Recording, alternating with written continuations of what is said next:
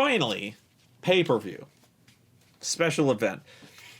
They start off with Kevin Owens. Actually, the first thing that happens is they show a vignette from Kevin Owens that's before the show even starts. And this was really key that it was kind of a theme of the whole show that they introduce you to who this guy is. I thought it was strange, but of course we had to know who he was because he was in the first match. But right away they talk about it's Kevin Owens talking about, you know, he's been working in kind of the indie wrestling circuit for I think 14 years, talking about all the wrestlers that he's worked with over the years, and one by one talking about how you know, they're great and they're talented, and they all got called up before him. You know, Sami Zayn, my best friend, he got called up before me. This guy called up before me. This guy, him too. And now it's my turn. And I'm here. I'll fight anybody. Then he comes out and has this match against CJ Parker. CJ Parker's kind of the appointed jobber who's not specifically a jobber. He's kind of like the who is the guy? He's kind of the unofficial United States champion. The United States champion is the guy who loses to Randy Orton to make Randy Orton look good. You know? Or rather, the United States champion is the guy who the number one contender to the world title loses to make it look like he has a chance. Whatever. CJ Parker is the guy that people debuting loses to, yeah. So, yeah, they actually had a pretty good match. CJ Parker's perfectly fine, although he has the very unique gimmick of being an evil hippie. It may not be unique, but I cannot remember ever seeing an evil hippie gimmick. It's a cross between an evil hippie and Sign Guy Dudley. It's strange, but what was goofy was he started off as a babyface who was, you know, he's all smiley and happy and, you know, all peace and love, and the crowd fucking hated him because he was so pandering and shitty. And finally, NXT is slow to catch on, but they do catch on.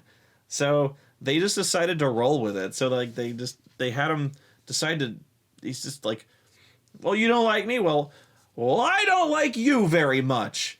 And so he starts doing like this really preachy, you know, go green and fuck you type message. And so, yeah, the one criticism I have against Kevin Owens is that it's the most generic fucking name ever. That said, it's probably his real name. I don't know. I will not be able to stop calling him Kevin Steen, because I have seen so many of his fucking matches in Ring of Honor and Pro Wrestling Guerrilla. I have watched a lot of Ring of Honor back in the mainly on DVD actually. I got a lot of DVDs previously, but yeah, I've watched a lot of Steen. Mr. Wrestling. What did I write here? Oh, apparently it doesn't seem like they're letting him use the package pile driver. They've banned the pile driver in WWE, except when they haven't. It's pretty much like I think they only really trust Triple H to use pile drivers. Although I've seen some scary fucking pile drivers, so pretty much every time they let somebody use a pile driver, it's been scary. So that basically reinforces why it's been banned. Really cool spot where they let Kevin Steen do like a flip dive over the top rope. I just know that Vince is going to look at Kevin Steen, a guy who wrestles in a t-shirt, and shake his head every time, because he doesn't have the body that of a guy he's looking for. You know, Vince McMahon likes guys who are just cut like Olympian gods. You know. And that's always been the biggest problem for Steen, is that he's not fat, but he doesn't have a great body. And I just know it. There's gonna be a time. Every time they're gonna be like, should we bring Kevin Steen up or Kevin Owens up? And Vince McMahon's gonna look at his picture and be like, ugh. why does it? God, that guy get in shape. God damn it. Get that guy in the gym. What's wrong with him? He wrestles in a t-shirt. You know, yeah, he's never going to like a guy who wrestles in a t-shirt. And I know he's heard this. I know for a fact that he probably hears that. Well, I don't know for a fact, but I know he hears that. And he probably hears it every fucking day. He's probably so sick of hearing it. The big news of this one is that he gets busted hard. I don't know if this, I mean, well, I was going to say, I don't know if it was an accident. This is probably, no, I mean, wow. I think CJ Parker throws like either a punch or like a palm strike, like almost like a sumo palm strike. It kind of like slams him in the face with like a palm strike. I thought he got like busted in like the orbital and gets his eye cut. And I thought it was like first over the eye, and then I thought it was under the eye. It wasn't the eye. He gets on the bridge of his nose. There's blood starts gushing out of here, and the blood smears over his eye and under his eye, which is why I thought that's where he was busted open. And it starts just spilling over his face. And it was lucky it was near the end of the match. Or they decided to end it pretty fast after that. But, you know, WWE does not like showing blood. This had to be an accident because, yeah, there's no way they would have... No way. But this is usually the sign of a broken nose. So I wonder really if this is a broken nose. Because, yeah, getting busted that way, that had to suck. Wow, that was a bad shot he took. Because it started gushing, and it didn't stop bleeding, even at the end of the show. Or somebody, like, tweaked his nose. But, yeah, he got stitched up like crazy. That was an ugly shot he took.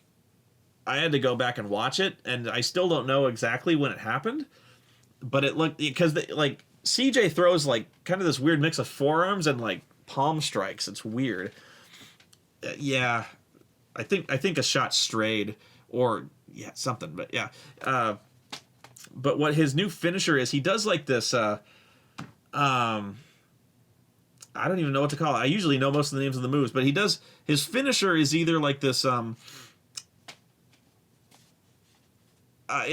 call it the flip power bomb, but he does this really cool, like, cradle bomb thing. I don't know. It's really cool. I wish they would let him keep the package pile driver, because he always...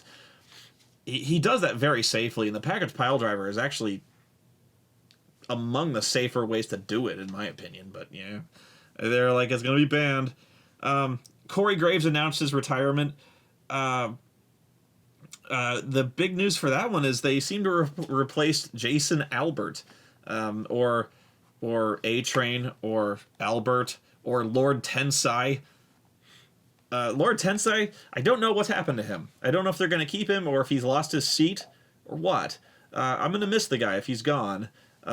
Really, I don't know if I like the guy or not. I liked him a damn sight better than Alex Riley, who they need to get rid of immediately. I fucking hate Alex Riley. If one of them has to go, get rid of A-Rai. Okay? I wish they would stop calling... Jason Albert. They need to never stop calling him Lord Tensai. No matter what they have him look like. Call him Lord Tensai. I would... Seriously. If that was my gimmick, okay, it was a shitty gimmick, but call him, like, just... Fuck it. I'm Lord Tensai. You didn't have to paint his face. You didn't have to show up in the fucking robe. Be like, just have him show up in a suit and talk like normal. And you're like, okay, I'm Alex Riley. This is Lord Tensai. He's like, hey, how you guys doing?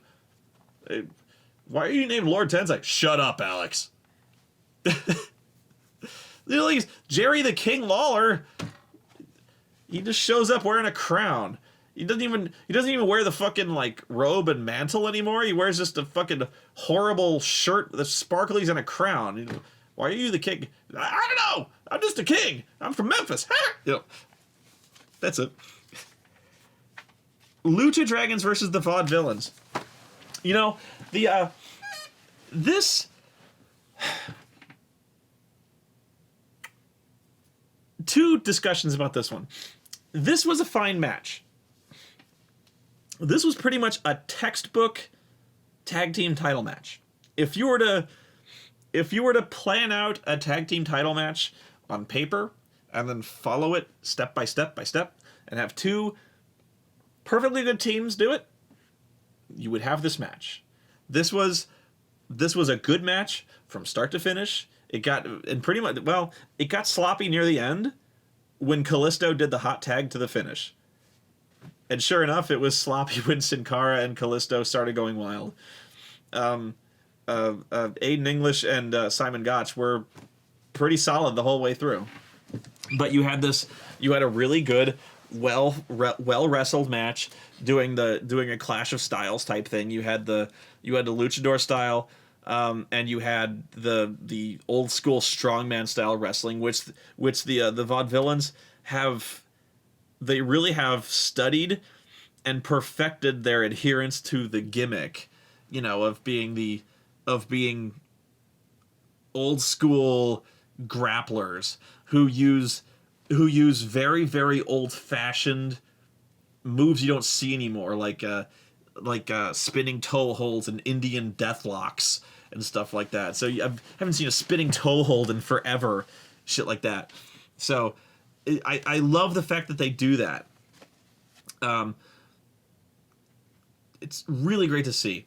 I don't think, I hear people say they like the Lucha Dragons, but I don't hear it in the crowd.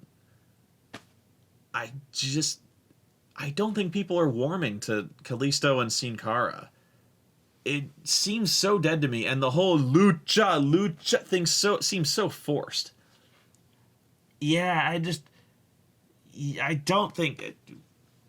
Yeah. There's nothing wrong with them. I think it's a good pairing, but I wish they would stop trying to, when they try to force chants, and I think the lucha thing is so forced. Yeah, I don't like it.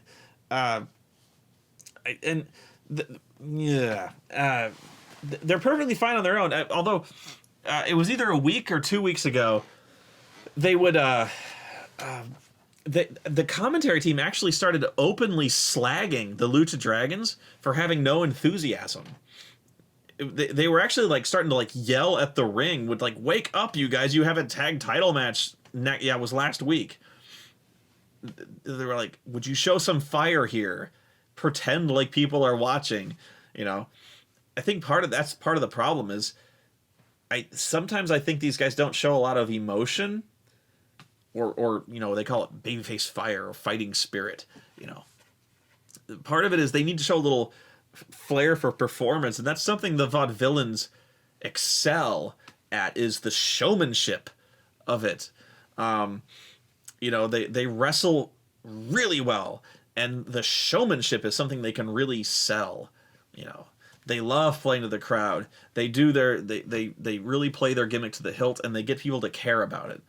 A little too well, actually, because it's hard for them to be villains when they're so much fun to watch.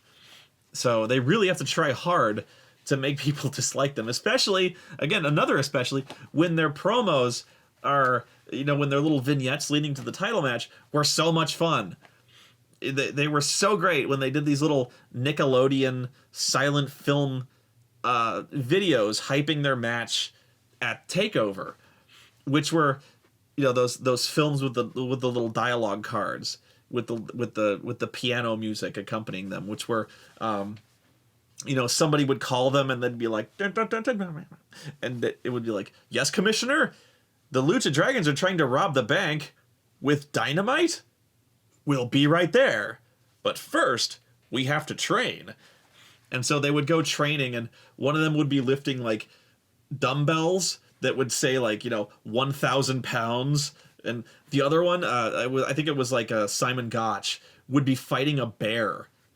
And then it would cut back to the other guy who would be doing one-handed push-ups, and then they would cut back to the bear where he would crane kick the fucking bear. And I was just marking out like a child, going he crane kicked a bear. They had the best fucking videos. And then the next one was like, you get a call, yes, Commissioner? And, you know, they'd be like, those Lucha Dragons are dropping water balloons off City Hall. You've got to stop them. And then he goes, right you are, Commissioner, but first, we have to train. And so, you know, it was always, they would find some way to blow up the Lucha Dragons, and it would end in a mushroom cloud. And then it would be the end. It was like always a 2-minute video. Brilliant. And it was great. You know, I loved watching it. Really good match. Lucha Dragons won with their what is it? I don't know. They had a really funny name to it. But here's the problem with the Vaudevillains, who, by the way, are fans of me, and I hate to say anything bad about them. And actually, I'm not saying anything bad about them. Hey, big fans of you guys. Seriously, I like your work. I do. The gimmick is almost a trap, because you might be stuck in the gimmick, because everyone, it's very 80s, and well, that's the point, is it's very old school, but it's like, how to describe it? It's very out of place.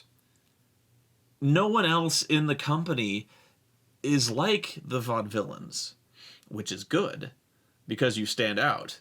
But it's bad in the sense that you're very strange. You know, it's how are we supposed to take the Vaudevillains? You know, what are you guys? You know, what the fuck are you? What is with you? You know, there's only so far you can. There's only so far they can ride this thing. You know, like shit has to get real. It's a comedy gimmick. You know, clearly, I get that, but that can only take them so far. There has to, if there's ever going to be like a next level for them, they have to get rid of it. You know. So, I don't ever see them winning the tag team championships. And here's the problem. I don't see them with that gimmick making it to the WWE main roster, which is, now the thing is, if they get moved up to the main roster, I think they will. I don't think it'll be as the Vaudevillains. I think they'll be moved up as something new, which is good, because I think if they got moved up as the Vaudevillains, I don't think the crowd, like the Full Sail University crowd, loves to give, you know, loves wrestling and loves to encourage, you know, it loves to encourage them and loves to get immersed in all this stuff. Whereas I think the Raw crowd gets bored very easily and doesn't like to give anything that's not a known quantity a chance, you know. Whereas anything that's new, the Full Sail crowd likes to really try to get invested in it first, you know. They like to experiment with new flavors, you know, which is awesome, which is why I like it. I like new things. I do, which is why I like NXT so much. Which is why I like the Vaudevillains. Because they're new, and they're good, and they're really... But, you know, which is why you saw Emma from NXT. She showed up on Raw, and she did her little... And you saw the commentators were doing... They were doing that... Ha, ha, ha, ha, ha, ha, ha. Emma's so crazy. That dance is so funny. That dance she does is fun. Emma's fun. They had to keep... She's fun. And because Michael Cole says it, she's not fun. And so the crowd is just watching this chick dance around. And they don't know who she is. And they're like, what? Where's AJ? We know AJ. They're not willing to give this... They're not willing to give Emma a chance. We don't know who the fuck Emma is. You know. So... That's kind of the difference, is where when someone new comes out to the Full Sail crowd, they're like, ooh, who's this? Ooh, she's fun, you know. But yeah, you got these thousands of people in the Raw crowds, and they're just like, oh, who the fuck? Oh, fuck it, you know. Probably a jobber, you know. So, but yeah, I really think they're definitely worth calling up at some point. But yeah, I think if they get called up, they should not be called up as the Vaudevillains. They should be called up definitely as something new, because I think they have a lot of potential, and they're gonna meet that potential someday. But I really hope that potential is not wrestling the fucking Matadors, because I don't want to see the Vaudevillains wrestling a fucking bull. Although that would be a funny vignette, but only once. Yeah. So then I'm just going to read my notes as I was writing them. Ty Dillinger versus, oh Jesus, a Baron Corbin match. A squash match on a pay-per-view? ? Fuck this guy. Fuck it. I fucking hate Baron Corbin. I hate his fucking tattoos. Fuck this guy. The crowd counts too fast. Oh fuck Bull Dempsey. Fuck him too. I can't read that, but it probably says fuck. Why does the crowd like this fuck? Fuck. I didn't like this.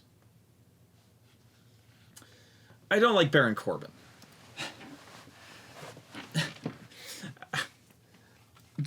What the fuck is with Baron Corbin? They really want... They're trying to...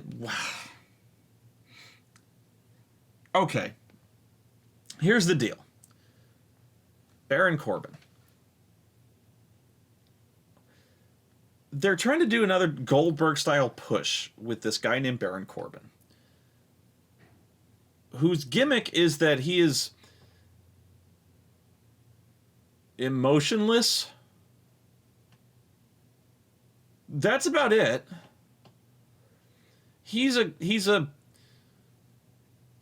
I'm really not trying to be an asshole here. I'm trying to describe Baron Corbin. He is tattoos.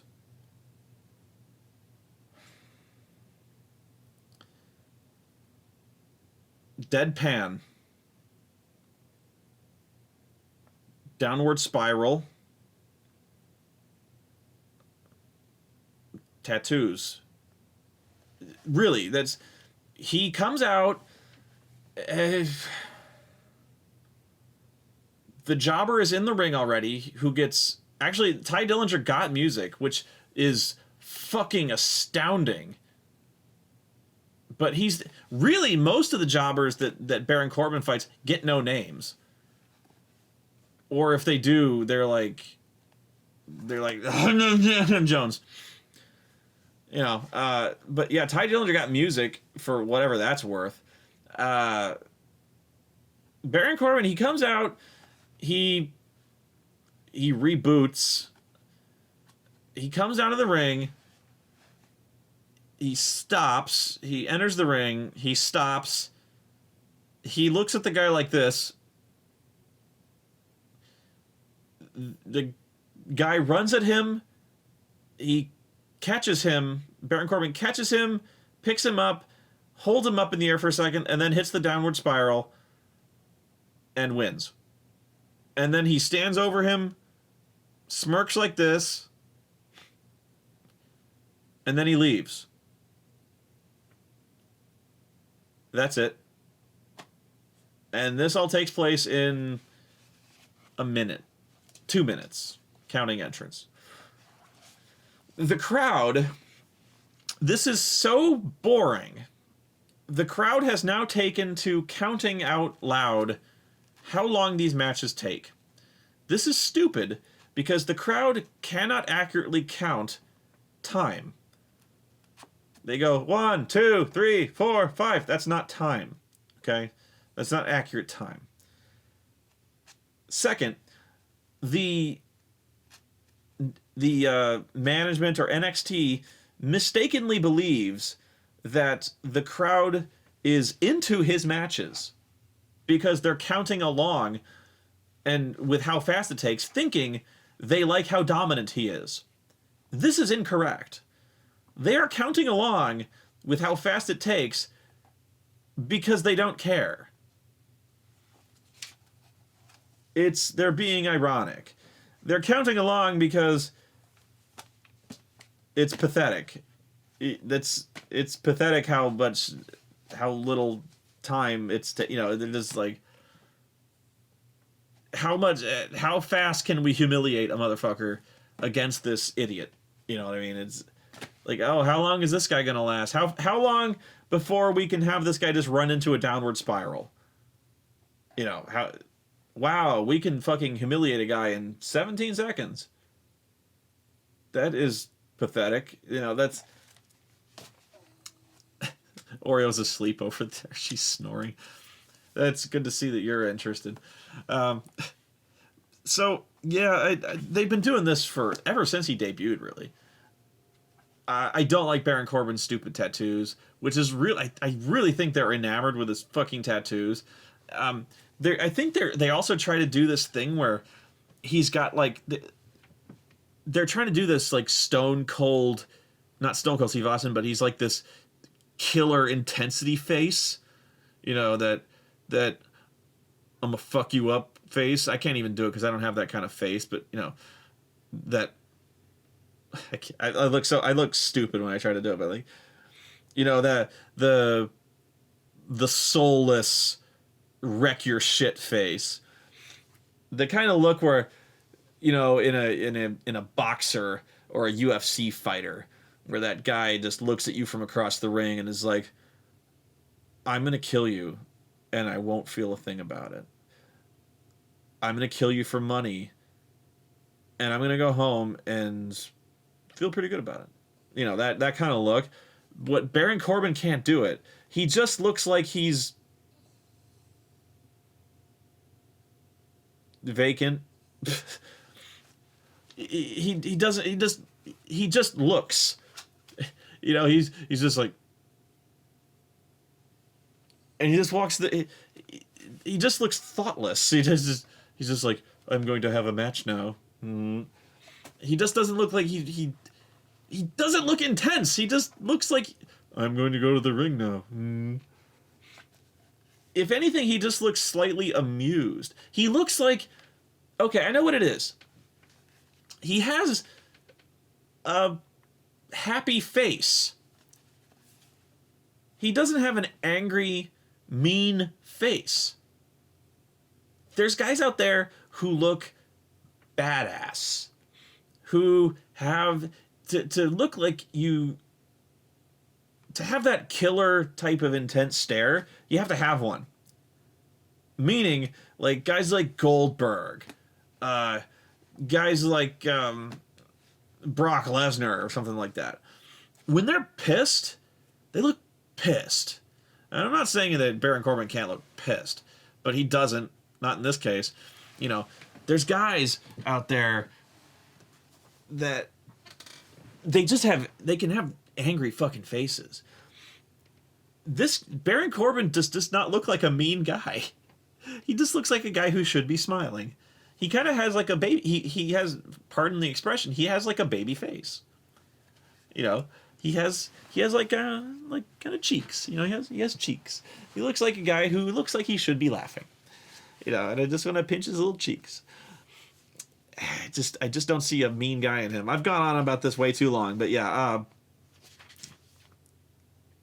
not buying it. And he just, and he's got a feud with Bull Dempsey, who, then the feud, I'm not even kidding you, is about who can have the fastest squash match.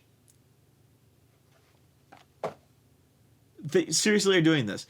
They do this thing where Bull will come out and squash a motherfucker in 35 seconds, And then Baron Corbin will come out and squash a motherfucker in 28 seconds. And then Bull will stare up the ramp.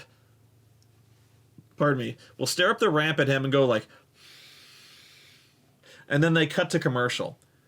And they've done that for like a month now. So, but what's funny is that they do this like one right after the other. So Baron Corbin comes down. The jobber gets no entrance. Okay, so Baron Corbin comes down. In 25 seconds, he downward spirals the guy and pins him. On the way up the ramp, Bull Dempsey's music hits. They pass each other on the ramp. Bull gets in the ring. The other jobber is now in the ring, gets no music. And then in 35 seconds, Bull Dempsey has killed that man. They have like jobbers in like a bullpen. They've knocked out 2 matches in like 3 minutes. I hate it. I hate, if there's a worst part of NXT, it's that. It's not even like they put this match in a spot that's like a death spot in a pay-per-view. On most pay-per-views, they will have a match to kind of let the crowd decompress. So if there's a Money in the Bank match or something really, really exciting, or there's a big title match, because there used to be 2 world title matches. So if say Shield versus Evolution was going to take place, and then there was going to be the world title match after that, they would have the Shield versus Evolution match, and then they would put a shitty Divas match in between that for like 10 minutes. And they do that because the Shield versus Evolution match, the crowd is cheering like crazy for it. They're on their feet the whole time. And by the end of that, they're tired.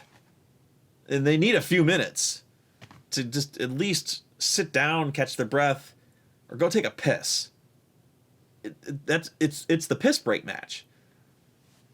That's why they have that. It's called the death spot. Because that match is going to die a death no matter what. So you want to put typically the shittiest match there anyway. You don't want to put a match that matters there. So I was like, if you're going to put a fucking Baron Corbin match, put it between 2 good matches. Like, this is the second match. Or what is it? Is it the second match? Third match, I think. Yeah, third match. Between Lucha Dragons and Vaudevillains. I mean, okay, but... Yeah, wow, okay. But, yeah. I don't know why they bother. But I don't know what they're going to do with Baron Corbin. But this guy is doomed. Fucking doomed. Even if you like Baron Corbin, God help you, but even if you like Baron Corbin, and they call this guy up, and they're hoping to do something even close to what they're doing now with jobber squashes, good luck with that. Good luck with that, because he doesn't have the look of a guy who should be, killing men, who should be the killer of men,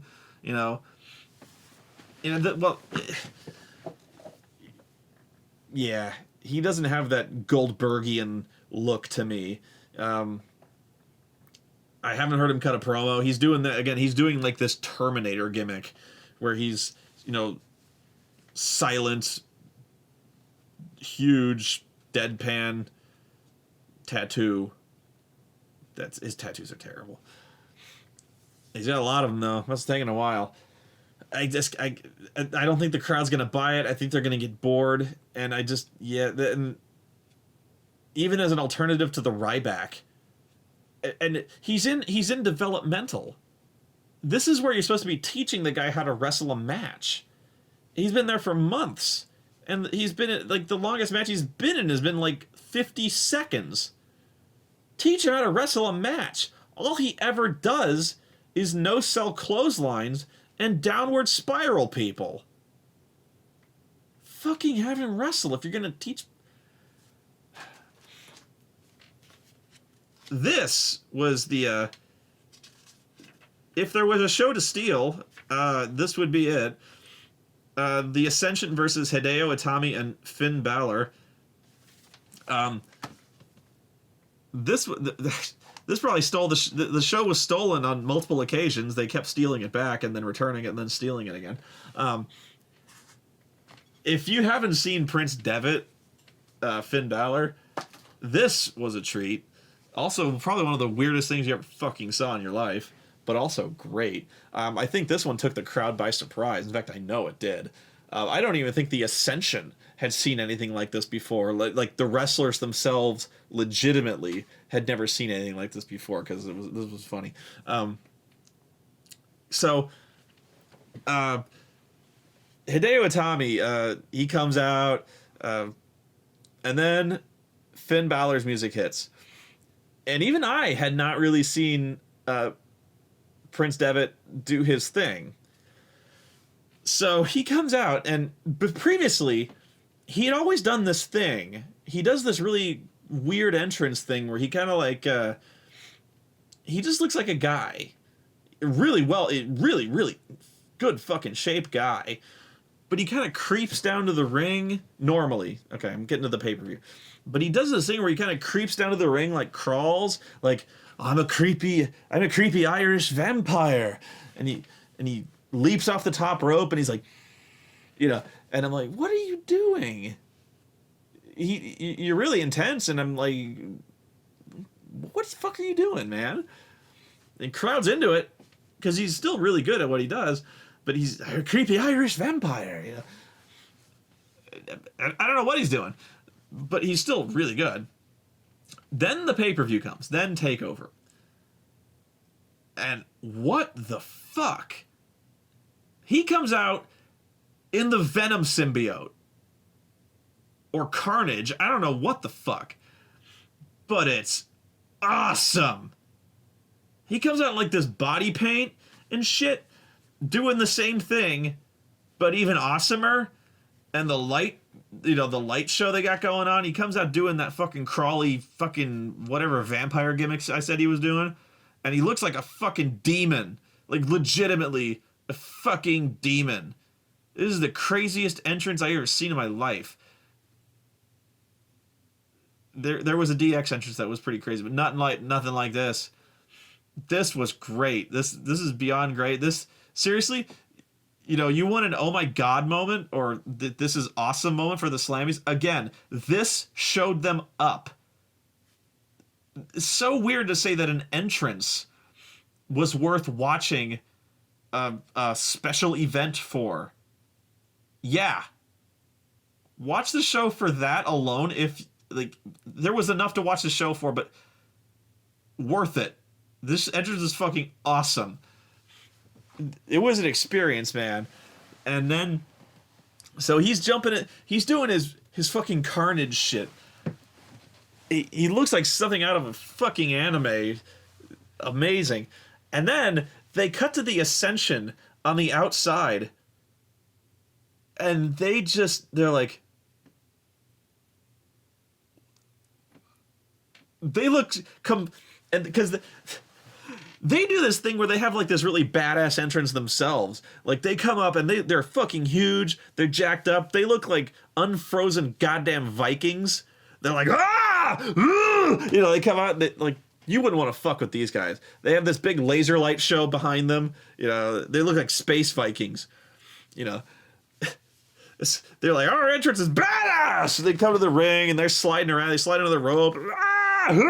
You know, and then Balor comes out and they're staring up at this fucking demon.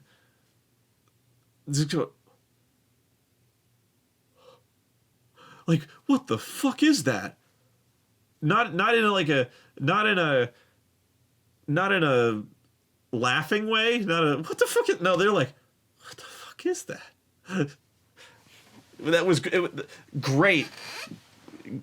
Great response. It was. Now the problem here is that Finn Balor is making Hideo Itami look bad. Because Kenta, he's not keeping up. I hate to say it. He's it's not that he's not trying. Yeah, Hideo Itami is he's looking. He's getting eclipsed, and it's not because Finn Balor is trying to show him up, but he's getting shown. You know, I don't know if it's because he's trying to adapt to like an American style or whatever, or he's being put up against the Ascension, which the Ascension is not the best pairing for him. I would really much rather see Hideo Itami against guys like Tyson Kidd and stuff like that. Yeah, trust me, the Ascension doesn't help him at all. Pardon me. But yeah, how do you compete with that? Hideo Itami needs help. He needs image. And what's funny is that's where I was talking about was Finn Balor. It's not so much gimmick as that he's just great. You know, it's really good. But yeah, I think people were really fired up about Kenta coming to NXT, and he's quickly becoming a guy, and he should not be a guy. You know, and it's not a brass ring thing. He's a great wrestler, but something's missing. Something is missing, and I don't know what. Yeah, need to figure that out because it was a really, really great match. The crowd chanted "marking out." So at the end of the match, they win with a double top rope foot stomp, and so at the end, Finn Balor just ends the feud. I think the feud is over because after they won, you know, the Ascension is laid out, done, and then Finn Balor bestows upon them the ultimate humiliation. He teabags them. Yeah. You know it's bad. Finn Balor, he doesn't fuck around, man. That's what they learn in Japan. You know, it's the ultimate sign of disdain. You know, he fucked with his friend Hideo Itami. You don't do that. Because then he'll dress like a demon, and kick your ass, and then he drags his balls right across your fucking lips. That's Finn Balor. That's how they do it in Ireland. Drags his balls right across your lips. Fuck you, that's why. Charlotte versus Sasha Banks. What the fuck is with Sasha Banks' lipstick? She has like this... It looks like she puts on the fucking lipstick, one of those, like, I don't even know what. She puts on so much lipstick. Like, enough, Sasha. She looks like one of those sock monkeys. Like, wow. If you had a, you know the gigantic fat pieces of chalk? Imagine if you had a lipstick that was that big around, and you were like, like one of those sock monkeys with a gigantic big wax or like big red lips, or like it looks like she's wearing wax lips. Like, her lips are not that big, but it's like she draws on bigger lips, and then wow, it's really distracting. This was a great match. It's Charlotte versus Sasha Banks. At least Charlotte wasn't beaten in 2-3 minutes. This was a really great match. Charlotte, by the way, got the shit kicked out of her. Or not kicked out of her. She got beat up. She got scraped up. She was bleeding from the arm. I think she got, was it a plancha or a tope suicida?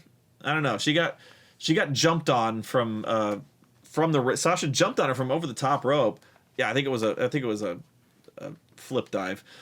But yeah, Charlotte caught her and then like crashed on the ramp and like scraped up her back and her arm. That looked like it sucked. Yeah, it was a really close match here and there. She went for a moonsault, stopped the moonsault, transitioned right into a senton. April correctly said that, you know, plus she said she liked watching this because, for one, these women can actually wrestle. And she said that unlike a lot of the matches on Raw, it looked like these actually were having a match. You know, it looked like it was much more like an actual fight. much more improvisational, like people were fighting. Whereas on Raw, it looked like they would just do moves, it's your turn to do moves. Now it's my turn to do some moves, and then you'll reverse my shit, and then it's your turn to do some moves, Whereas this one, things happen more dynamically. Things would happen because this logically would happen, and when Charlotte would be, reeling from some kind of, let's say Charlotte had just been knocked down, and Sasha would be kind of grabbing to pick her up by the hair. Charlotte would just kind of do this thing where she would swat at her arm, like, get the fuck off me, but then, Charlotte would grab her forcibly by the neck. It's just little things like that to where she just wouldn't submissively let herself get picked up just because it was time to get hit with a suplex, things like that. And it looked more like a fight because a lot of times people just do moves. So, so she went for a moonsault, got hit with a senton, landed on her feet because Sasha moved, got hit with a senton, very cool stuff like that. One with the natural selection, which is, I think, just a blockbuster, which still really cool. Very nice match. Better than, again, this one better than most men's matches on most of the pay-per-views I saw. Better than some of the matches on fucking Match of the Year announced on the Slammies. Then there was Neville versus Zayn. I questioned out loud when I was watching Raw why Sami Zayn was not up for Wrestler of the Superstar of the Year. Were they not counting NXT guys?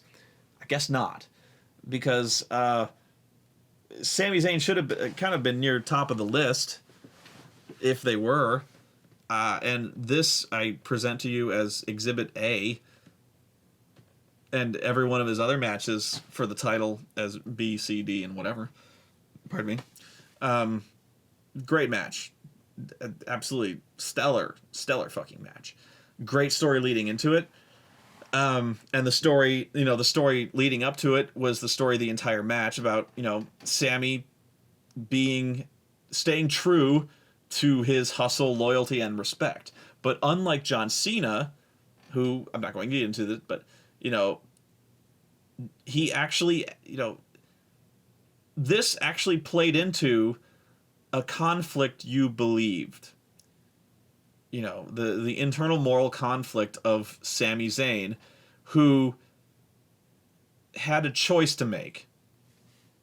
Could he betray his principles to do anything, to cut corners, to compromise who he was to win a match, to win the title?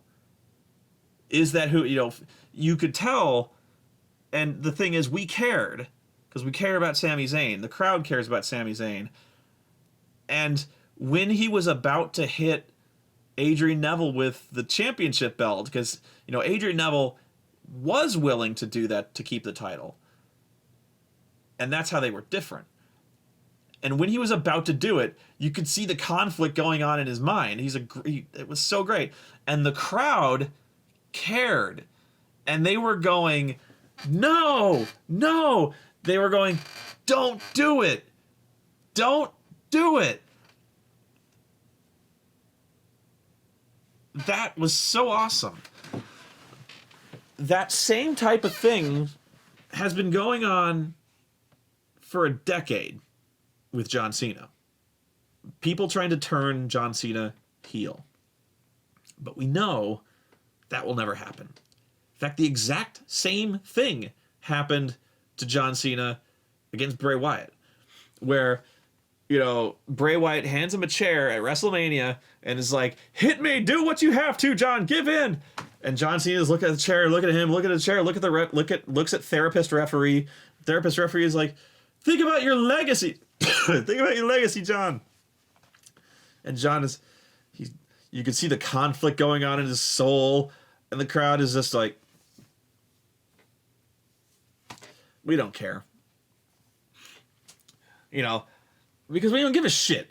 We don't care because we don't give a shit. We don't care because we don't care about John Cena. There's no tension with this guy. We know he's just so... He's a cardboard standee to us. He's a t-shirt. That's it. He's a mannequin, you know. He's a character. That's it. He's a catchphrase. He's this. We don't care if this turns heel. We care even less that we know he's not going to. Whereas Sami Zayn is a person. We care whether or not Sami Zayn turns out to be an asshole. We care that Sami Zayn is a nice guy, you know, and we care that he stays true to who he is, because we don't want him to turn out to be an asshole like Adrian Neville turned out to be. That is why this match, part of the reason, I mean, the athleticism and the match was great, but the story there was also great, because Adrian Neville this whole time is talking about, like, this is why you can't win. You don't have that killer instinct. You know, every time you come close, it's because you don't have that. It just bites you in the ass. You're not willing to do what you have to. You know, you're basically not willing to, you know, kick your mother to the curb if to win the title. You know, you have to be willing to kick your partner in the back of the head. Sometimes you gotta stab your friend in the back to keep this title, because that's what I had to do. That's what I did to you. So, you know, this was the Sami Zayn tale of, did he have to give in? And the answer was no. So, but that was probably the best moment for me, actually, was realizing that the crowd, when he's he has the title belt and he has the chance to, Adrian Neville is like on his knees at his mercy, and Sami could destroy him. Ref is down, nothing stopping him, and he's just like, I can't. And the crowd is going like, don't do it, don't. And he actually yells, fuck this, and they had to bleep him out. He goes, fuck it. He throws the belt out. I'm like, there was a lot of cursing on this show they had to bleep out. But yeah, I was like, okay, he's a babyface. It's like, fuck this shit, and he throws it out. I'm like, but okay, it was a major moral decision. It was like it tore him apart to do it. I was like, okay, fine. I don't care. I do care. That's the thing, because I do care. But righteousness prevailed, and after much hardship, he managed to hit his Helluva kick and win. But there was a lot to that. There was a lot more to this match. But yeah, the story was played out brilliantly, and it really did show, again, in stark contrast to so many ways, the way the championship is booked and the way Raw handles characters. The championship matters so much to Sami Zayn and Adrian Neville that Adrian Neville has compromised his ethics, but he's not an outright, satanic type guy. But also, Sami Zayn is so frustrated that he's had so many chances and he's come up this short, that he's reached the end of his rope, and he's realized that if I can't win the title, if I can't beat this guy, if I can't be the best, what the hell am I doing here? If I can't win, there's no point in me being here. I quit. So that was why he put the stipulation up that, if I can't win this match, I'd have no right to be here. Because what's the point of being here if you're not here to be the world champion? What's the point of competing? So that the belt means that much, that he's willing to sacrifice all that to be champion. So when he wins the title, everyone in the locker room, everyone comes down to the ring to celebrate with him because this is the culmination of this huge journey. He put everything on the line for this title, and when he wins, everyone's so happy. Everybody comes to celebrate with him. That's how much it means, you know?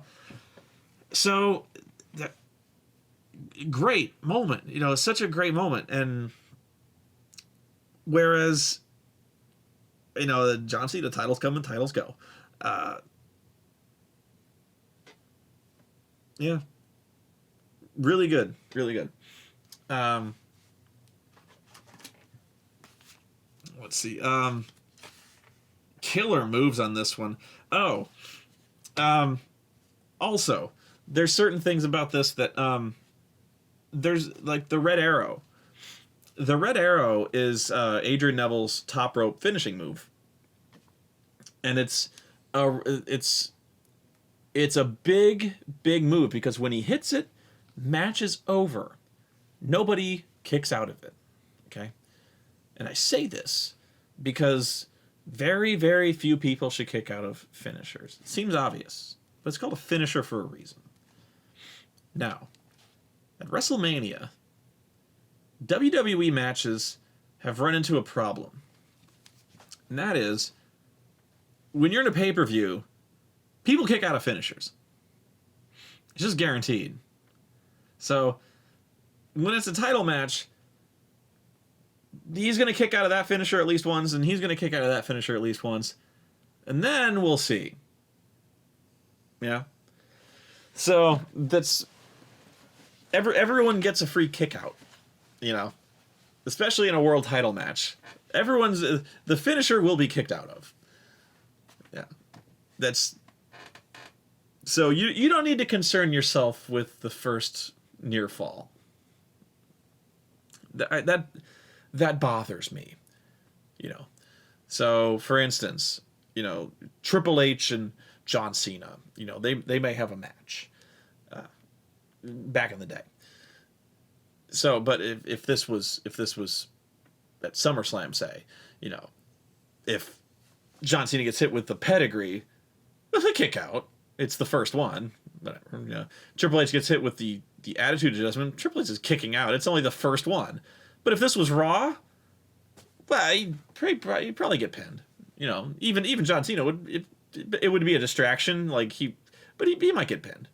You know, but if it was a pay-per-view, it's a different formula. Obviously, pay-per-view, it's going to be more dramatic that way. But it's a freebie. You know, you get a free one, but not necessarily from guys like Adrian Neville, because it's a finishing move. Nobody kicks out of the fucking Red Arrow. It's the Red Arrow.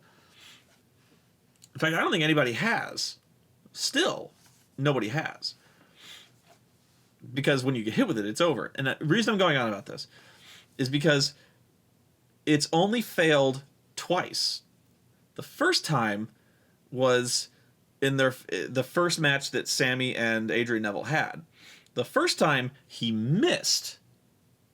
And that was when Sammy almost had the title won the first time. He rolled out of the way. Adrian missed and fucked up his knee. Okay? Adrian had never missed that move ever.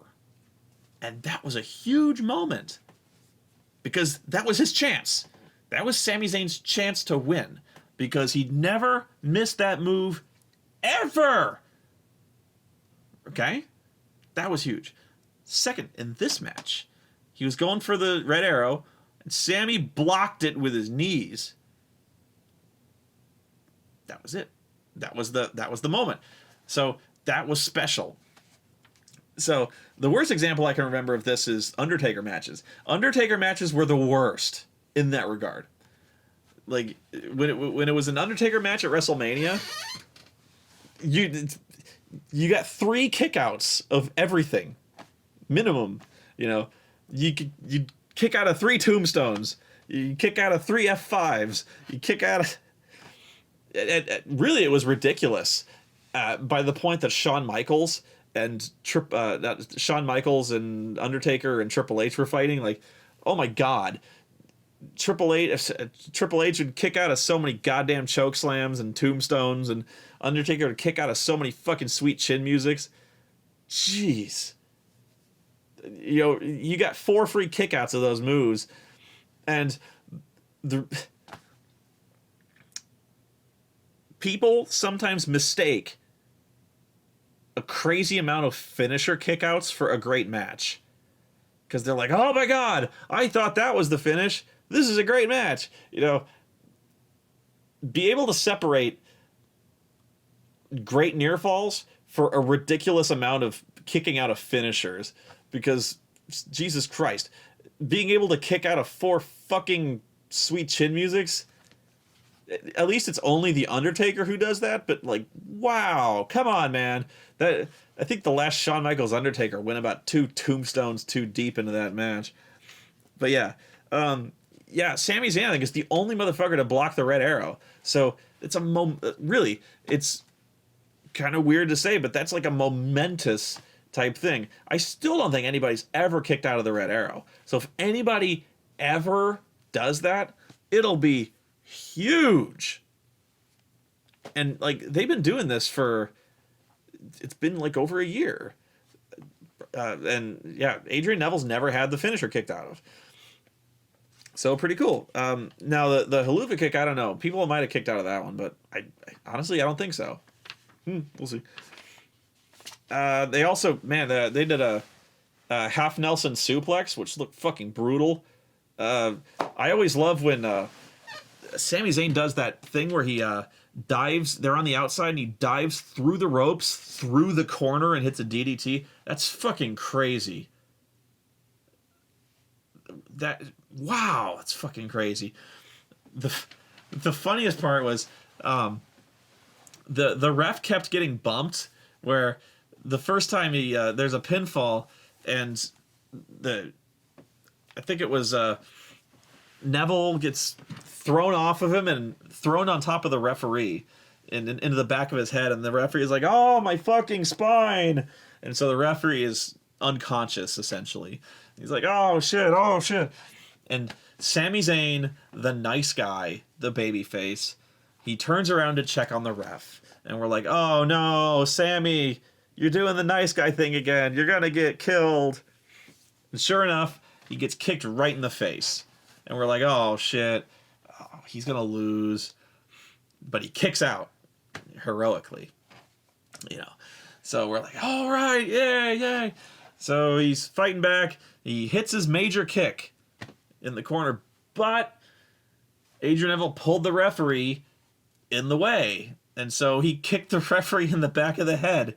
Again, he got Neville too, but he hit the referee with a glancing blow in the back of the head again. We're like, oh shit. So the referee gets bumped again. And so the crowd started chanting, this ref sucks. I loved it. So this should be the ref's gimmick now, is that he keeps getting hit in the back of the head and then progressively gets worse at his job because of progressive concussions. He all of a sudden he just starts passing out like those fainting goats from flashing lights and things like that. So, you know, if somebody starts running at him very quickly, he's just like, oh, and falls over. I don't know. But, okay. So, the end of the show was really great. I won't lie and say I didn't see it coming. It was the timing of it. That was really, really brilliant. So, yeah, everyone comes out and celebrates, and everyone's like, yeah. So, Kevin Owens comes out and celebrates with his friend, and they kind of hug, and he is still bleeding from that crushed nose of his. And you're like, oh. But everyone clears out of the ring, and you know, this is huge. They're talking about how great this is, end of a long journey, and climbs out of the ring. Kevin Owens comes back down the ramp. Everyone's cleared out, but Kevin Owens comes back down the ring, gives him another hug. And then they show the little logo bug they always show at the end to let you know the show's over. So they go, you know, it goes NXT Takeover, copyright WWE, whatever. And so you go, okay, show's over. And so it's actually, usually when you notice that, it pisses you off. Because the most notorious example of this is, I forget what pay-per-view it is, but it was a title match that was ruined when the Big Show just walked in and punched everybody in the face. It was a Daniel Bryan match where, yeah, Big Show just walked in and punched everybody in the face. Might have been Royal Rumble. And the match just ended. Yeah. We were like, okay, we're going to see it went punch, punch. And then Big Show's like, yeah. And it was like the biggest robbery ever. People got refunds for that because it was the biggest load of shit. But yeah, Big Show comes back. He just knocks everybody out. And I guess that's it. And so you knew that was it because Big Show's posing on the turnbuckle with his fist in the air. And then you saw that little logo in the corner right here, which signifies the end of the show. And you go, what, the show's over? And then the show ends. You're like, what the fuck? So, I say this because, yeah, so, like, you know, Kevin Owens and Sammy are hugging and they show the little bug. And this is about when you start, you know, picking up your paper plates and your drinks and stuff like that. Little logo bug disappears. And then all of a sudden, Kevin Owens grabs him by the throat, slams him down on the ramp, and then picks him up and power bombs him.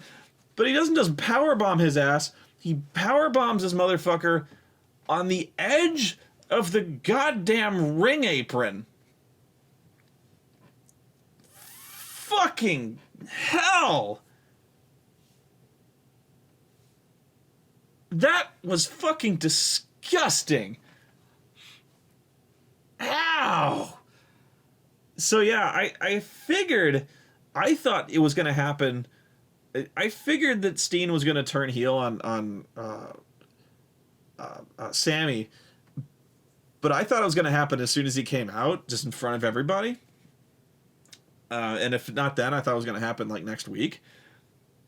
But as soon as I saw the little logo bug appear in the corner, I was going, okay, show's over. We're going to put a hold. Oh shit! And he like Uranagi him on the ramp. That alone looked like it fucking sucked.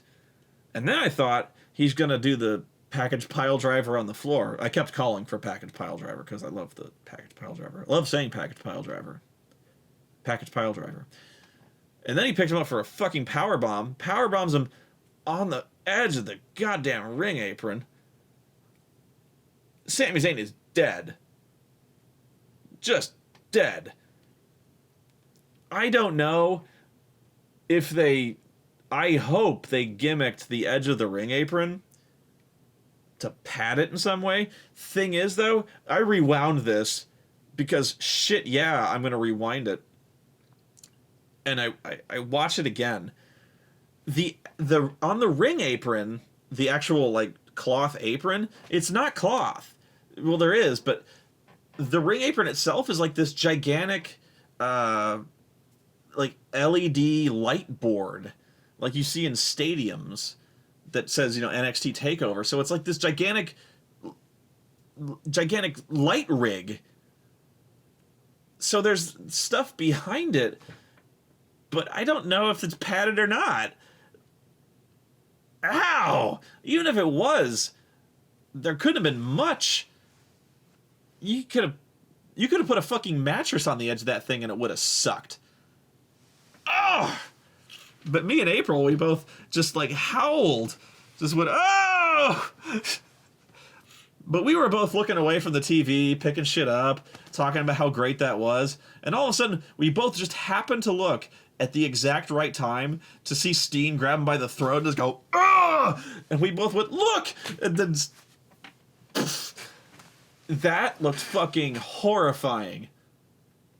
I hope he's legit okay, because that looked devastating as shit. I fucking guarantee you they wouldn't let nobody on the upper card of WWE. You think you'd see John Cena take that shit on the ring apron. Fuck that. You think Randy Orton would take that shit? God, no. Oh my God. Wow. Oh. Well, they're moving Steen up to the big time immediately. So, I guess for all I've said about McMahon, I think Triple H is running NXT. I guess Triple H has some faith in the guy, or at least they're going to give him a try. Maybe he's seen enough Steen and Generico to know that at least they work well together. Here's hoping. I mean, they do, but hey, who knows? We'll see. At least I hope he walks again after that. Jesus. But the best, well, not the best part, but it was so great though. Steen is walking up the ramp looking fucking homicidal. And William Regal, comes down the ramp and he has these wild eyes. Just looks at Steen like, what the fuck is wrong with you, dude? He doesn't say that, but his eyes say that. He's like, what the fuck, man? What the fuck?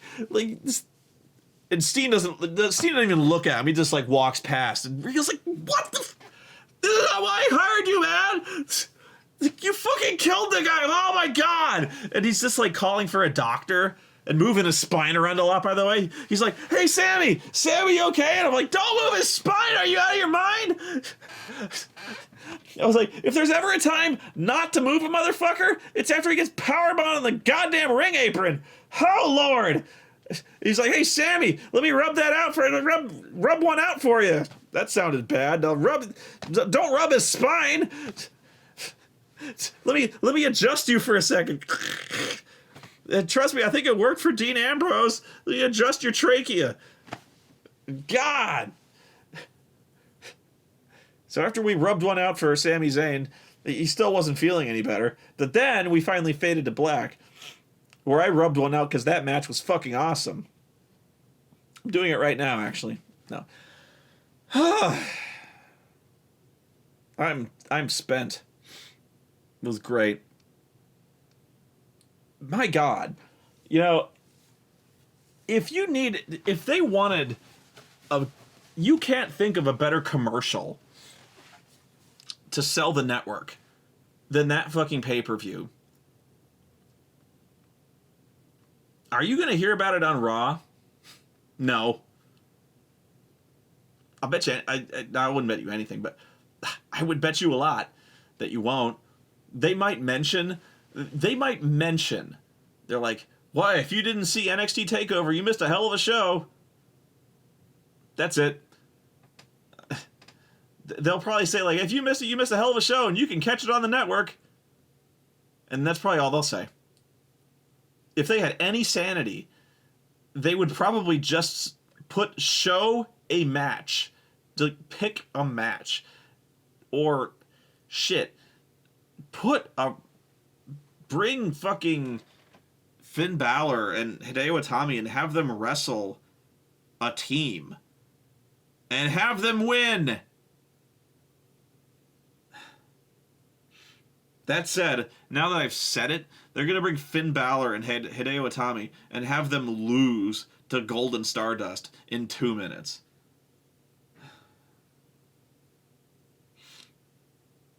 Because that's what they'll do. So yeah.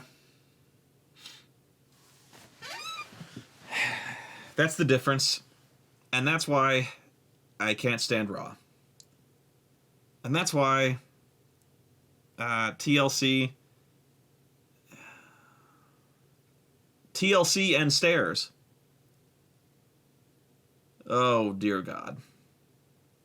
They're having a stairs match because Eric Rowan got hit in the head with stairs, and that looked like it fucking sucked.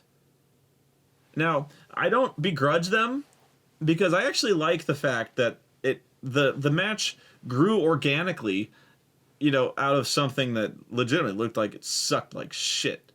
You know, if you didn't see that, those stairs fell right on his head. So, a lot of my reviews kind of grow organically out of one another. You know, like the VCR golf, for instance. You know, I was not expecting anybody to actually send me VCR golf, but when they did, I was like, okay. But you know, a lot of times my reviews, without being planned, kind of lead one into the other. You know, so like Frank Stallone, I mentioned Frank Stallone, and I did one. You know, but so the stairs thing, I was like, it makes sense. On the other hand, a stairs match, you know, so and then the best you could come up with for a stairs match was, this is a stairs match according to them. You can use the stairs as a weapon. Okay. My follow-up question. Does that mean I cannot use anything else as a weapon? Meaning, does that mean I cannot use a chair as a weapon? It's an honest question. Meaning, if I use the chair as a weapon, will I be disqualified from the stairs match? I'm guessing this will not come up. On the other hand, this may come up. I don't know. Second question, and this probably will come up. If I'm in a match with Linkara in a stairs match, which may one day come up, and I punch Linkara in the balls in a stairs match, will I be disqualified? Can I be disqualified in a stairs? See, I don't know. Because if I can be disqualified, then it's just a no DQ match. I see. I don't know, and I don't think they know. You know,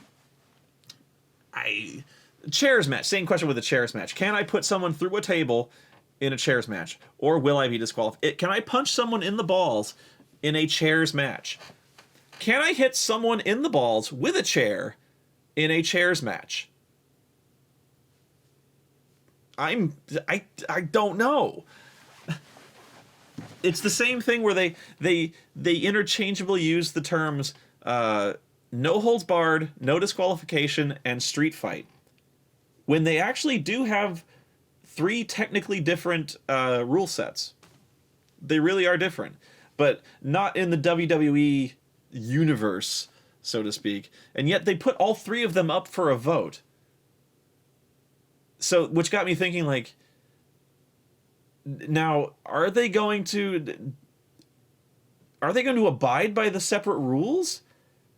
Or did they just put three completely identical matches up for a vote and not give a shit? No, they put three completely identical matches up for a vote.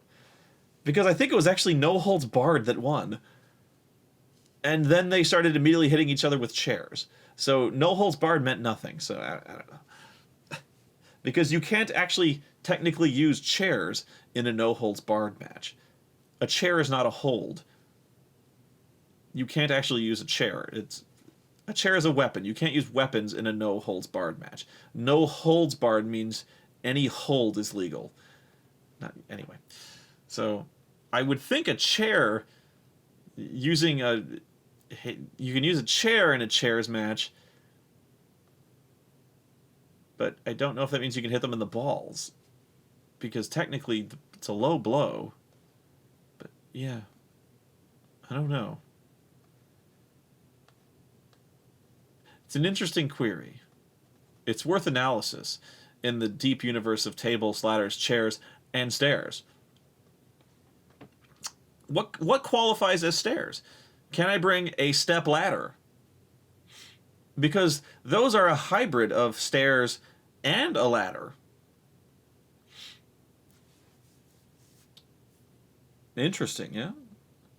One could also argue that a ladder is simply a special kind of stair. It's just, I'm tired. This is a really great show. I want to watch it again. Not tonight. But I also have to get ready for Christmas. and I have much more to record before I go. So, have fun, you guys. And remember, not all wrestling is bad. And this has reinvigorated my love for wrestling. So, to answer my own question, no. I do not hate wrestling. Just WWE. And that feels good to know. So, until next time, goodbye.